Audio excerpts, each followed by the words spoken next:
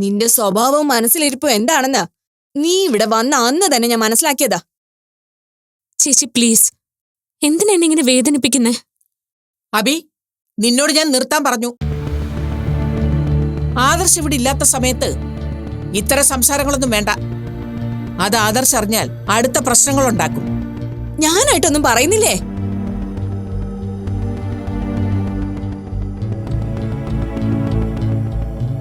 അവള് മനസ്സിലൊന്നും വെക്കാതെ ഓരോന്ന് പറയും. മോളത് കാര്യാക്കണ്ട.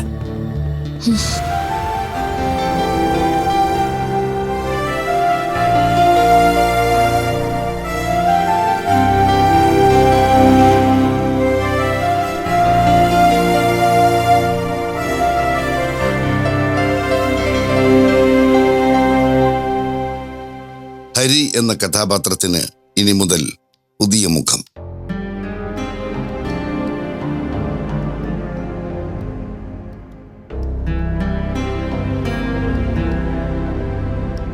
ഹരിയേട്ടാ, സന്ദീപേട്ടൻ്റെ അച്ഛൻ വിളിച്ചിരുന്നു. സൂരജിന് വേണ്ടി സംസാരിക്കാൻ അവൻ്റെ മുത്തച്ഛൻ എന്ന നിലയിൽ മനോജേട്ടൻ്റെ വീട്ടിൽ പോയെന്നും സംസാരിച്ചെന്നും പറഞ്ഞു. അവിടെ ചെന്ന് എന്താ പറഞ്ഞേ?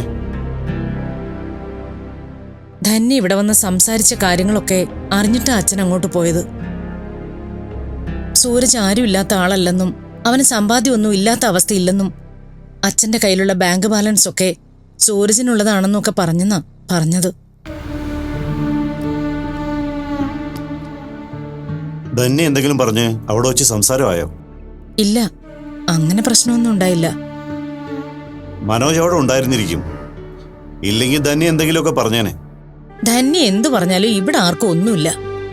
എന്തായാലും അച്ഛൻ അവിടെ ചെന്ന് സംസാരിച്ചതിൽ എനിക്ക് സന്തോഷമുണ്ട്. സൂരജിന് വേണ്ടി സംസാരിക്കാനും ആരെങ്കിലുമൊക്കെ ഉണ്ട് എന്നൊരു തോന്നൽ അവർക്കും ഉണ്ടാവുമല്ലോ. എങ്കിലും ആ പെണ്ണിനെ കല്യാണം കഴിക്കുന്നതിന് വേണ്ടിയിട്ട് ആരും അവരുടെ കാല് പിടിക്കാൻ വേണ്ടി അങ്ങോട്ട് പോകേണ്ട കാര്യമൊന്നുമില്ലായിരുന്നു. ഞാനത് അച്ഛനോട് പറഞ്ഞു. അച്ഛന് സൂരജിന്റെ ഇഷ്ടങ്ങളാ വലുത്. അവിടെ എന്റെ വാക്കുകളൊന്നും അച്ഛൻ കേൾക്കില്ല. അതുകൊണ്ടാ നമ്മളോടൊന്നും അഭിപ്രായം ചോദിക്കാതെ മനോജേട്ടന്റെ വീട്ടിലേക്ക് പോയതും സൂരജിന് വേണ്ടി സംസാരിച്ചതും. ആരെങ്കിലും പോയി സംസാരിച്ച പ്രയോജനമൊന്നുമില്ലല്ലോ. താനും ധന്യം പിടിച്ച പിടിയാലെ നിൽക്കുകയല്ലേ. നിങ്ങളൊന്നും അയാതെ ആർക്കെങ്കിലും എന്തെങ്കിലും ചെയ്യാൻ പറ്റുമോ? ആര് പറഞ്ഞാലും ഞാൻ സമ്മതിക്കില്ല ഹരിയേട്ടാ. അറിഞ്ഞുകൊണ്ട് എന്റെ മോനെ ഒരു അപകടത്തിലേക്ക് തള്ളിവിടാൻ എനിക്ക് പറ്റില്ല. ആ വിദ്യ എങ്ങാനും സൂരജ് വിവാഹം കഴിച്ചാ എനിക്ക് എന്റെ മകനെ എന്നേക്കുമായിട്ട് നഷ്ടപ്പെടും. അതെങ്ങനെ ബീനെ അങ്ങനെയൊക്കെ സംഭവിക്കുന്നത്? ഞാൻ എത്ര പറഞ്ഞാലും ഹരിയേട്ടൻ അതൊന്നും മനസ്സിലാവില്ല. കാരണം സ്ത്രീകളുടെ സ്വഭാവത്തെക്കുറിച്ച് ഹരിയേട്ടൻ അധികം ഒന്നും അറിയില്ല. മായെക്കുറിച്ച് ഞാൻ അറിഞ്ഞത് വെച്ച് മായ ഒരു പാവമായിരുന്നു. അതുപോലെ ഞാനും ഹരിയേട്ടനെ തലേണ മന്ത്രം കൊണ്ട് ചുറ്റിക്കാനൊന്നും നോക്കിയിട്ടില്ല. അതുകൊണ്ട് അത്തരം പ്രശ്നങ്ങളെക്കുറിച്ച് ഹരിയേട്ടന് കേട്ടുകേൾവി മാത്രമേ ഉണ്ടാവൂ. ഓരോ പ്രശ്നങ്ങളുടെയും തീവ്രത നമുക്ക് ശരിക്കും ബോധ്യമാവണമെങ്കിൽ നമ്മൾ അത് അനുഭവിക്കണം. എന്തൊക്കെയായാലും ധന്യയുടെ ഗുണം വിദ്യയ്ക്ക് കിട്ടാതിരിക്കില്ലല്ലോ. ആ കുത്തിത്തിരിപ്പും കുശുമ്പും കുന്നായ്മയും കൊണ്ട് ഈ പടി ചവിട്ടിയ അവൾ ഈ വീട് ഇല്ലാതാക്കി സൂരജിനെയും നമ്മളെയും തമ്മിൽ തെറ്റിച്ച് ഒന്നുകിലും നമ്മളെ ഇവിടുന്ന് ഇറക്കി വിടും, അല്ലെങ്കിൽ സൂരജിനെയും കൊണ്ട് അവൾ ഇറങ്ങിപ്പോവും. രണ്ടായാലും അവനെ നമുക്ക് നഷ്ടപ്പെടും. അങ്ങനെയൊന്നും സംഭവിച്ചില്ലെങ്കിലോ? അവരുടെ വിവാഹം കഴിഞ്ഞിട്ട് അവർ ഒരുപാട് സന്തോഷത്തോടെ അവർ ഈ വീട്ടിൽ തന്നെ നന്നായിട്ട് ജീവിച്ചാലോ? അതൊക്കെ കഥകളിൽ മാത്രം നടക്കുന്ന കാര്യങ്ങളാ ഹരിയേട്ടാ. ഒരുപാട് കടമ്പകൾ കടന്ന് സ്നേഹിക്കുന്നവരൊന്നിക്കുന്ന ലവ് സ്റ്റോറീസില് ഒടുവിൽ അവര് സുഖമായി ജീവിച്ചു എന്നൊരു തോന്നലുണ്ടാക്കി അവസാനിപ്പിക്കും. സത്യത്തിൽ ജീവിതം തുടങ്ങുന്നത് അതിന് ശേഷമാ. പ്രണയിക്കുന്ന സമയത്ത് ഒന്നിച്ചു കണ്ട സ്വപ്നങ്ങളല്ല ശരിക്കുള്ള ജീവിതം. അതിന് ഒരുപാട് കഷ്ടപ്പാടിന്റെയും വിട്ടുകൊടുക്കലിന്റെയും സഹിക്കലിന്റെയും ഒക്കെ വേദനിപ്പിക്കുന്ന അവസ്ഥകളുണ്ട്.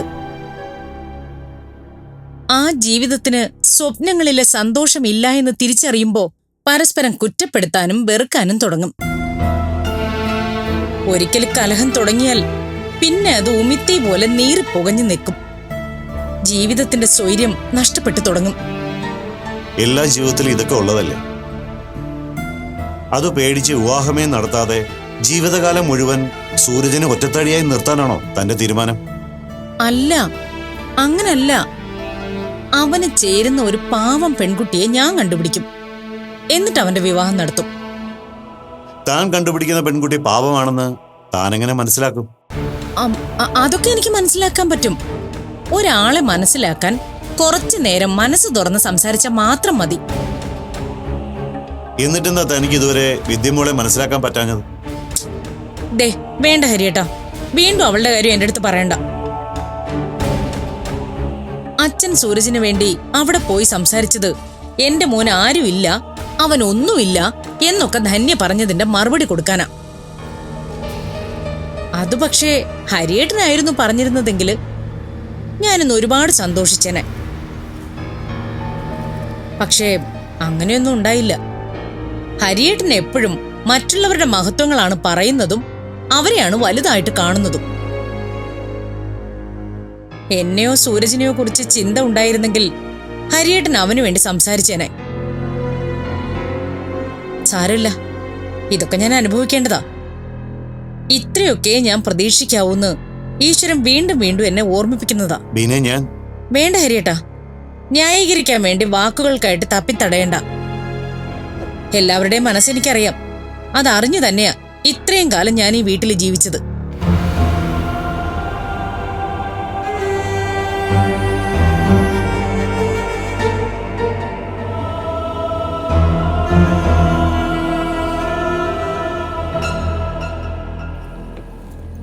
മോനെ, ആ, എന്തായി പോയ കാര്യങ്ങളൊക്കെ? അവിടുത്തെ പ്രശ്നങ്ങളൊക്കെ ഒരുവിധം ഒതുക്കി. ഓ, വണ്ടി വന്ന സൗണ്ട് കേട്ടപ്പോഴേ എനിക്ക് തോന്നിയ ആദർശനായിരിക്കുന്നു. നീ വിളിക്കാത്തതിനെ മീര നല്ല ടെൻഷനിലായിരുന്നു. ഉം. നിന്റെ സ്വഭാവം പണ്ടേ എങ്ങനെയാണെന്ന് മീരയ്ക്ക് അറിയില്ലല്ലോ. അത് ഞാൻ ഇടയ്ക്ക് വിളിച്ച് മീരോട് പറഞ്ഞിരുന്നു അമ്മേ. ആ, എന്തായിരുന്നു ശരിക്കും അവിടെ ഇഷ്യൂ? കമ്പനിയുടെ പേര് മാറിയതില് സ്റ്റാഫുകൾക്കൊക്കെ ചില കൺഫ്യൂഷൻസ് ഉണ്ട്. പിന്നെ കുറച്ചുനാൾ മുമ്പല്ലേ ഞാൻ ജയിലിലായത്. ജോലിക്കാർക്കിടയിൽ അതൊക്കെ ഓരോ കഥകളായിട്ടല്ലേ സ്പ്രെഡ് ആവുക.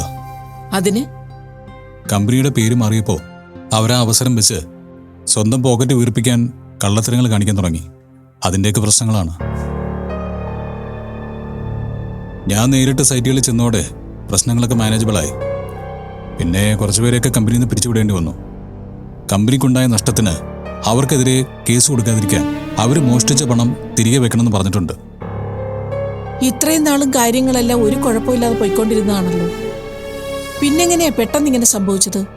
അതിപ്പോ എന്തു പറയാനാമേ, അന്നെല്ലാം നന്നായിട്ട് നോക്കിയിരുന്ന ആ മാനേജർ തന്നെയാണ് ഇപ്പൊ കുഴപ്പങ്ങൾ കാണിക്കാൻ തുടങ്ങിയത്. തലപ്പത്തിരിക്കുന്ന ആള് തന്നെ കറക്റ്റായ വാലറ്റം വരെ അത് തുടരും. അതിപ്പോ ഗവൺമെന്റ് ആയാലും കമ്പനി ആയാലും അങ്ങനെയൊക്കെ തന്നെയാ. ഇനിയിപ്പോ എല്ലാം ഒന്ന് ഓർഡറായി വരുന്നവരെ ഇടയ്ക്കിടയ്ക്ക് വീണ്ടും അവിടുത്തെ സൈറ്റുകളിൽ പോകേണ്ടി വരും. അല്ലാതെ ശരിയാവില്ല. അപ്പോ ഇനി ഉടനെ യാത്രകൾ വേണ്ടി വരുമല്ലേ? അതെ. അങ്ങനെയാണെങ്കിൽ നീ പോകുമ്പോ മീരെ കൂടി കൊണ്ടുപോകണം. വെറുതെ അവളെ ഇവിടെ ഒറ്റയ്ക്കാക്കി എന്തിനാ ടെൻഷനാക്കുന്നേ? എനിക്കങ്ങനെ പ്രശ്നമൊന്നുമില്ല അമ്മേ. ഇതിപ്പോ ആദർശേട്ടൻ ഫോൺ അറ്റൻഡ് ചെയ്യാതിരുന്നപ്പോ ഒന്ന് ടെൻഷനായെന്നേ ഉള്ളൂ. അല്ലാതെ വേറെ കുഴപ്പമൊന്നുമില്ല. അല്ലെങ്കിൽ തന്നെ മീര എന്റെ കൂടെ വന്നാ ഇവിടെ ഓഫീസിലെ കാര്യങ്ങളൊക്കെ നോക്കാൻ ആള് വേണ്ടേ അമ്മേ? ആ, അത് ശരിയാ. എന്തായാലും നീ പോയി ഫ്രഷ് ആയി വാ. അപ്പോഴേക്കും കഴിക്കാൻ എടുക്കാൻ പറയാം. ശരി. വാ ആദർശേട്ടാ.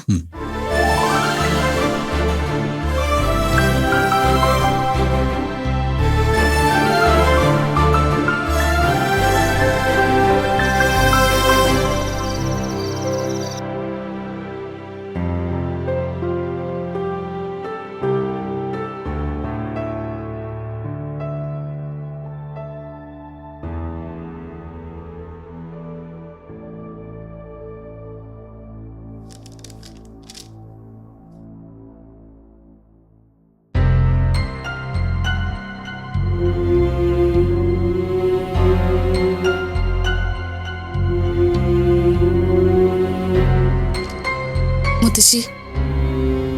ആ, എന്താ മോളെ? മുത്തശ്ശിക്ക് എന്നോട് പിണക്കമാണോ? പിണക്കോ? എന്തിന്? അല്ലെങ്കിൽ തന്നെ നിങ്ങളോടൊക്കെ പിണങ്ങാൻ ഈ മുത്തശ്ശിക്ക് സാധിക്കൂ?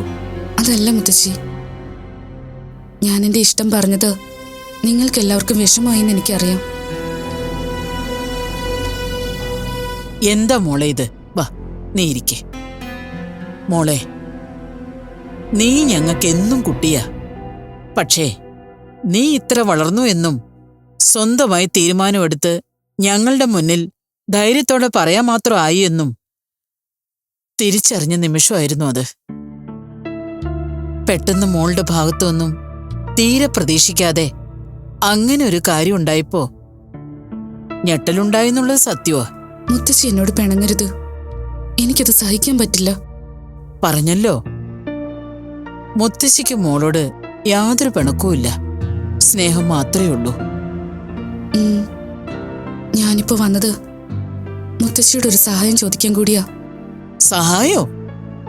എന്ത് സഹായം? സ്വന്തം കാര്യങ്ങൾ നോക്കാൻ പോലും നിങ്ങളെ ആരെയെങ്കിലും ആശ്രയിക്കേണ്ട അവസ്ഥയിൽ കഴിയുന്ന ഞാൻ മോളെ എങ്ങനെ സഹായിക്കാനാ? ഈ കാര്യത്തിൽ എന്നെ സഹായിക്കാൻ മുത്തശ്ശിക്ക് മാത്രമേ സാധിക്കൂ. എന്താ മോളെ? മുത്തശ്ശി, എനിക്ക് വേണ്ടി അച്ഛനോടും അമ്മയോടൊന്ന് സംസാരിക്കണം. എന്റെ ആഗ്രഹം സാധിച്ചു തരണം. ഞാൻ പറഞ്ഞിട്ട് എന്താ മോളെ കാര്യം? ഞാൻ പറഞ്ഞാലേ ആരും അനുസരിക്കില്ല. അങ്ങനെയല്ല, മുത്തശ്ശി പറയുന്നത് അച്ഛൻ അനുസരിക്കും. 20 സ്നേഹവർഷങ്ങളുടെ ആത്മബന്ധങ്ങളിലൂന്നിയ നിറവിശ്വാസത്തിന്റെ പ്രേക്ഷക ഹൃദയങ്ങളിലേക്ക് അമൃതം നൽകുന്ന സല്ലാപ വിരുന്ന്.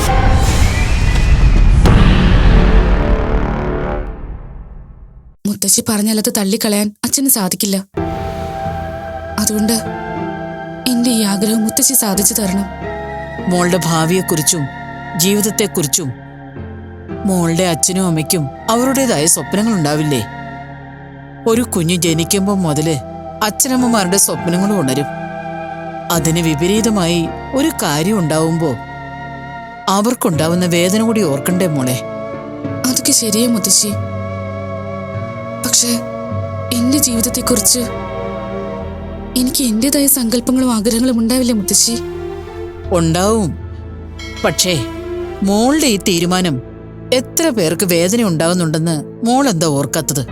മുത്തശ്ശി, അച്ഛനും അമ്മയ്ക്കും വേണ്ടി ഞാൻ സൂരജിനെ മറന്ന് അവര് പറയുന്ന ഒരു ജീവിതം തിരഞ്ഞെടുത്താൽ തന്നെ ആ ജീവിതത്തില് എനിക്ക് സന്തോഷം ഉണ്ടാകുമെന്ന് മുത്തശ്ശിക്ക് തോന്നുന്നുണ്ടോ?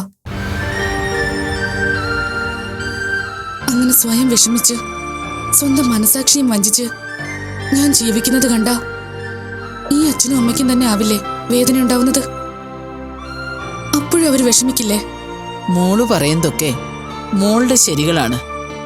അതുപോലെ മോളുടെ അച്ഛനും അമ്മയും പറയുന്നത് അവരുടെ ശരികളാണ്. ഇതിനിടയിലെ ഈ മുത്തശ്ശി നിസ്സഹായാണ് മോളെ. സൂരജിന്റെ കാര്യത്തിൽ അമ്മ കാണിക്കുന്ന എതിർപ്പ് സത്യത്തിൽ സൂരജിനോടുള്ളതല്ല, അത് ബീനാന്റിയോട് ഉള്ളതാ. അമ്മയും ബീനാന്റിയും തമ്മിലുള്ള പിണക്കത്തിന്റെ പേരില് എന്റെ സ്വപ്നങ്ങളും ജീവിതവും ഞാൻ വേണ്ടെന്ന് വെക്കണോ? ഇപ്പം മോൾക്ക് തോന്നുന്ന ഈ പ്രണയമൊക്കെ പ്രായത്തിൻ്റെതായ പക്വതക്കുറവാണ് മോളെ. ഇതൊന്നും അല്ല ജീവിതം. അത് തിരിച്ചറിയുന്ന കാലത്ത് മോൾക്ക് സ്വയം വിഷമം തോന്നില്ലേ? ഇല്ല മുത്തശ്ശി, സൂരജിനെ ഞാൻ ചെറുപ്പം മുതലേ കാണുന്നതാ. സൂരജിന്റെ ഓരോ കാര്യങ്ങളും സ്വഭാവവും അടുത്തറിയാവുന്നതുമാണ്. അങ്ങനെ ഒരാളല്ലാതെ, ഒരു പരിചയവും ഇല്ലാതെ പെണ്ണുകാണലിന്റെ അന്ന് മാത്രം കാണുന്ന ആരോ ഒരാളെയാണോ ഞാൻ വിവാഹം കഴിക്കേണ്ടത്, സ്നേഹിക്കേണ്ടത്? ബീനയോ ധന്യോ ഈ വിവാഹം അംഗീകരിക്കുമെന്ന് മോക്ക് തോന്നുന്നുണ്ടോ? പറമോളെ. അതേക്കുറിച്ചൊന്നും എനിക്കറിയില്ല. എനിക്ക് സൂരജിനെ മറക്കാൻ സാധിക്കില്ല. സൂരജിനെ എന്നെയും. മോളെ, പ്രേമിക്കുന്ന സമയത്ത് ഇങ്ങനെ ഓരോന്നും തോന്നും. പക്ഷെ ജീവിതത്തിലേക്ക് വരുമ്പോ അതെല്ലാം മണ്ടത്തരങ്ങളായി മാറും. ഇല്ല മുത്തശ്ശി, ഒരിക്കലുമില്ല. ഞാൻ ഒരുപാട് ആലോചിച്ച് തീരുമാനിച്ചതാ. സത്യം പറഞ്ഞ ഞാനാണ് സൂരജിനോട് ഇഷ്ടം പറഞ്ഞു ഈ ബന്ധത്തിലേക്ക് അടുപ്പിച്ചത്. അതെനിക്ക് സൂരജില്ലാതെ ജീവിക്കാൻ പറ്റില്ലെന്ന് പൂർണ്ണ ബോധ്യമായതിനു ശേഷമാ. ആരൊക്കെ എതിർത്താലും ഞാൻ എന്റെ തീരുമാനത്തിൽ നിന്ന് പിന്മാറില്ല എന്ന് കരുതി നിങ്ങളാരെയും വേദനിപ്പിച്ച് ഞാൻ ഇറങ്ങിപ്പോവുകയില്ല. പക്ഷെ എനിക്ക് മറ്റൊരു ജീവിതം ഉണ്ടാവില്ല മുത്തശ്ശി. മോള് സമാധാനിക്കേ. ഞാൻ മനോജിനോട് സംസാരിക്കാം. മോളുടെ ആഗ്രഹവും തീരുമാനവും അറിയിക്കാം. ഉം. പക്ഷേ അത് മോള് ചെയ്യുന്നത് ശരിയാണെന്ന് കരുതിയിട്ടല്ല. നിന്നെ തിരുത്താൻ പറ്റില്ലെന്ന് എനിക്ക് തോന്നിയതുകൊണ്ടാ. ഒരാളുടെ ജീവിതത്തിൽ എന്തൊക്കെ അനുഭവിക്കണമെന്ന് ഈശ്വരന് മാത്രമേ അറിയൂ. നമ്മൾ നല്ലതിനെന്ന് കരുതുന്നത് മോശമായേക്കാം, തിരിച്ചും സംഭവിക്കാം. എല്ലാം ഈശ്വര നിശ്ചയം മാത്രമാണ് മോളെ. മോളുടെ കാര്യത്തിലും അത് തന്നെ സംഭവിക്കൂ. മുത്തശ്ശി, ഞങ്ങളുടെ സ്നേഹം സത്യോ? ഭഗവാൻ ഞങ്ങളെ കൈവിടില്ലെന്ന് എനിക്ക് ഉറപ്പുണ്ട്. ഭഗവാനെ, കൃഷ്ണ, നല്ലത് മാത്രം സംഭവിക്കണേ.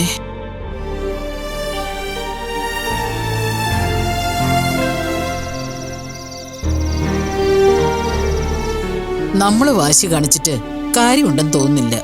വിദ്യ ഉറച്ച തീരുമാനത്തിൽ തന്നെയാ. അതിനവൾ എന്ത് തീരുമാനം വേണമെങ്കിലും എടുക്കട്ടെ. എന്തായാലും ആ ദരിദ്രവാസി ചെറുക്കനെ കൊണ്ട് ഞാൻ അവളെ വിവാഹം കഴിപ്പിക്കില്ല.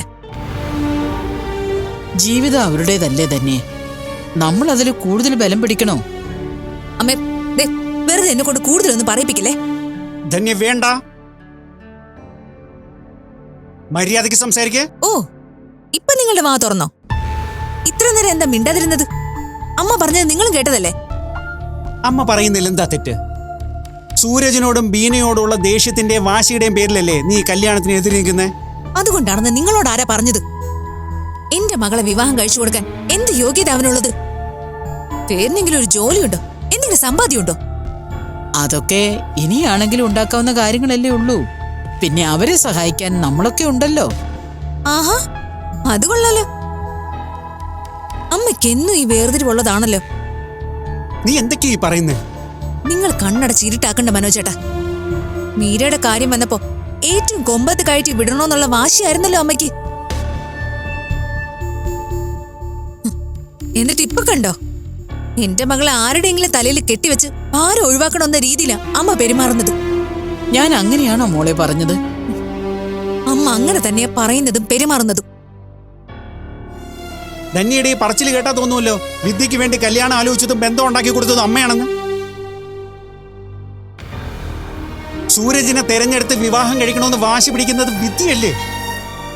അതെ, അവളുടെ വിവരക്കേട് കൊണ്ട് അങ്ങനെ പറയുന്നു. പക്ഷെ പ്രായവും ലോക വിവരമുള്ള അമ്മ എന്താ ചെയ്യണ്ടേ? അവളെ പറഞ്ഞു തിരുത്തി ശരിയായ വഴി കാണിച്ചു കൊടുക്കണം.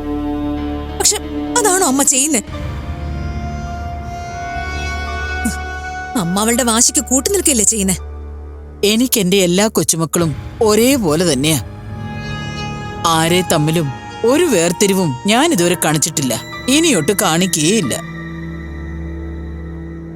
20 സ്നേഹവർഷങ്ങളുടെ ആത്മബന്ധങ്ങളിലൂന്നിയ നിറവിശ്വാസത്തിന്റെ പ്രേക്ഷക ഹൃദയങ്ങളിലേക്ക് അമൃത നൽകുന്ന സല്ലാപ വിരുന്ന്.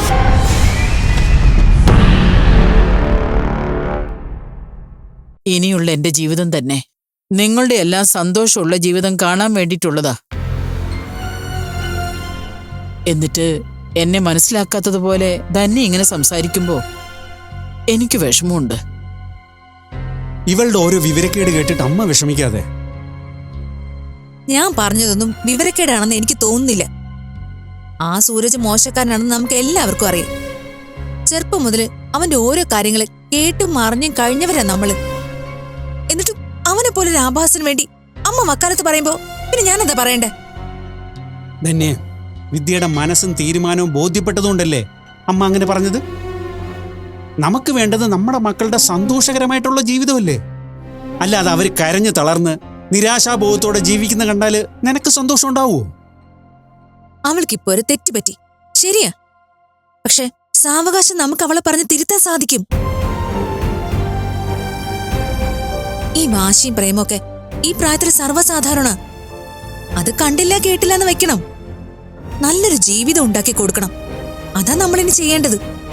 അല്ലാതെ പിള്ളേര് പറയുന്ന താളത്തിന് തുള്ളുമല്ല വേണ്ടത്. ഞാനൊരു കാര്യം ചോദിക്കട്ടെ? വിവാഹം വേണ്ടെന്ന് മീര പലതവണ പറഞ്ഞതായിട്ട് എനിക്കറിയാം. എന്നിട്ട് അവൾ വിവാഹം വേണ്ടെന്ന് പറഞ്ഞല്ലോ, അതുകൊണ്ട് കെട്ടിച്ചു വിടണ്ടെന്ന് മനോജേട്ടനോ അമ്മയോ ഹരിയോട് പറഞ്ഞോ? എല്ലാവർക്കും വലിയ ഉത്സാഹമായിരുന്നല്ലോ ആദർശമായിട്ടുള്ള വിവാഹം നടത്താൻ. മീരമോളെ പോലെയാണോ ധന്യേ വിദ്യയുടെ കാര്യം? ആ, അത് ശരിയാ. മീരെ പോലെ അല്ല വിദ്യ. മീര അമ്മയുടെ മകള് പ്രസവിച്ച കുട്ടിയാ. വിദ്യയെ പ്രസവിച്ചത് ഞാനല്ലേ, അപ്പൊ ആ വ്യത്യാസം ഉണ്ടാവും. നിനക്കത്തെ വട്ട് പിടിച്ചു. നീ എന്തൊക്കെ വിവരക്കേടായി വിളിച്ചു പറയുന്നേ? ആ അതെ, എനിക്ക് വട്ട. നിങ്ങൾ എല്ലാവരും കൂടി എന്നെ ഇങ്ങനെ ആക്കിയില്ലേ? ഞാനൊരു കാര്യം ഉറപ്പിച്ച് പറയാ, വിദ്യ ആ സൂരജിന് വിവാഹം കഴിപ്പിച്ചു കൊടുക്കാൻ ആർക്കെങ്കിലും പ്ലാൻ ഉണ്ടെങ്കിൽ അത് നടക്കില്ല. ആഗ്രഹങ്ങൾ മാറ്റി വെച്ചേക്ക്. എന്റെ മകള് ജീവിതകാലം മുഴുവൻ കല്യാണം കഴിക്കാതെ ഈ വീട്ടിൽ നിന്നാലും ആ ബീനയുടെ വീട്ടില് അവളുടെ ആട്ടുതുപ്പ് കേൾക്കാൻ ഞാൻ വിടില്ല. അങ്ങനൊരു ഗതികേട് എനിക്കുണ്ടായ പിന്നെ എന്നെ നിങ്ങൾ ആരും ജീവനോടെ കാണില്ല.